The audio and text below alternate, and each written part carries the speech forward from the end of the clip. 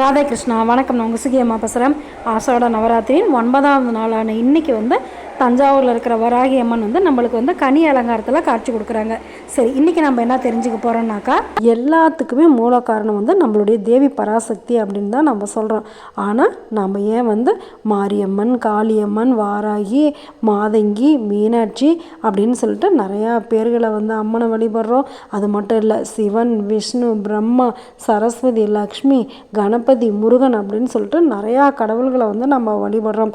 கடவுள் ஒருத்தர் தானே, எதுக்காக அவங்களுக்கெல்லாம் இத்தனை உருவங்கள், இத்தனை பெயர்கள் அப்படின்னு சொல்லி நம்மளுக்கெல்லாம் பலவிதமான கேள்விகள் வரும். அதுக்கு தான் நம்ம அம்மா ஒரு ஐடியா பண்ணியிருக்காங்க. என்ன அப்படின்னாக்கா, இவங்களெல்லாம் சாதாரணமாக நீங்களாம் இந்தந்த வகைகளில் இந்த முறைகளை கடைபிடிச்சிங்க அப்படின்னாக்கா உங்களுடைய நோய் குணமாகும், உங்களுக்கு ஞானம் வரும் அப்படின்னு சொல்லி சாதாரணமாக சொன்னால் யாராவது கேட்போமா? கேட்க மாட்டோம். அதுக்குன்னு ஒரு கடவுள் உருவத்தை உருவாக்கி, அந்த கடவுளுக்குன்னு ஒரு மந்திரத்தை உருவாக்கி, உங்களுக்கு செல்வம் வேணுமா, நீங்கள் இந்த மந்திரத்தை சொல்லுங்கள். உங்களுடைய கடன் பிரச்சனை தீரணுமா, அதுக்கு நீங்கள் இந்த மந்திரத்தை சொல்லுங்கள். உங்களுடைய நோய் குணமாகணுமா, அதுக்கு நீங்கள் இந்த மந்திரத்தை சொல்லுங்கள் அப்படின்னு சொல்லிட்டு கடவுள் நம்மளுக்கு பலவிதமான மந்திரங்களை உருவாக்கி கொடுத்துருக்காரு. சரி, இந்த மந்திரங்கள் நம்ம சொல்ல சொல்ல நம்மளுக்கு என்ன கிடைக்கும் அப்படின்னாக்கா, அந்த கடவுளை நம்ம முழு மனதோடு அந்த மந்திரங்களை சொல்லி உச்சரிக்கும் போது நம்ம உடம்புக்குள்ளார ஒரு அதிர்வு ஏற்படும். அதாவது அந்த மந்திரங்களோட உச்சரிப்பு நம்ம உடம்புக்குள்ளார ஏற்படுற அதிர்வுகள்னால நம்ம உடம்புல இருக்கிற வியாதியும் குணமாகும்.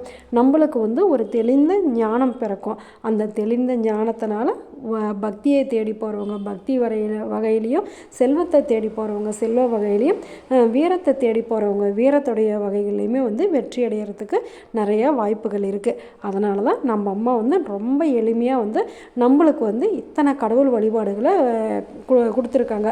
அது மட்டும் இல்லை, ஒவ்வொரு கால சூழ்நிலைக்கும் ஒவ்வொரு உருவங்களை படைத்து அந்த ஒவ்வொரு உருவங்களுக்கும் இந்த உணவு தான் படைக்கணும் அப்படிங்கிற விதிமுறைகளை ஏற்படுத்தியிருக்காங்க. அதுவும் எதனால் அப்படின்னாக்கா, அந்தந்த கால சூழ்நிலைக்கு தகுந்த மாதிரி நாம் நம்மளுடைய உணவு முறைகளை மாற்றிக்கணும் அப்படிங்கிறத தான் அம்மா இப்படியெல்லாம் செஞ்சுருக்காங்க. ஒரு தாய்க்கு தானே தெரியும் ஒரு குழந்தைக்கு எது நல்லது அப்படின்னு சொல்லிட்டு, அந்த மாதிரி தான் நம்மளுடைய ஆதி பராசக்தி ஒவ்வொன்றா நம்மளுக்காக பார்த்து பார்த்து செய்கிறாங்க. ஒவ்வொரு பண்டிகைகளையும் அதுக்காக தான் ஏற்படுத்தியிருக்காங்க. ஒவ்வொரு பண்டிகைகளையும் நம்மளால் முடிஞ்ச அளவுக்கு கடைபிடித்து நோய் நொடி இல்லாத எல்லா வகையான செல்வ சம்பத்துகளோடும் வாழணும் அப்படின்னு சொல்லிட்டு அம்மாவை இந்த நவராத்திரியில் வேண்டிக்கலாமா? தனம் தரும், கல்வி தரும், ஒரு நாளும் தளர்வறியா மனம் தரும், தெய்வ வடிவம் தரும், நெஞ்சில் வஞ்சமில்லா இனம் தரும், நல்லனை எல்லாம் தரும், அன்பர் என்பவருக்கே கணம் தரும் பூங்குழலால் அபிராமி கடை கண்களே. நல்லது நினைப்போம், நல்லது நடக்கும், ஆனந்தமாயிருப்போம். Okay, bye. ராதே கிருஷ்ணா.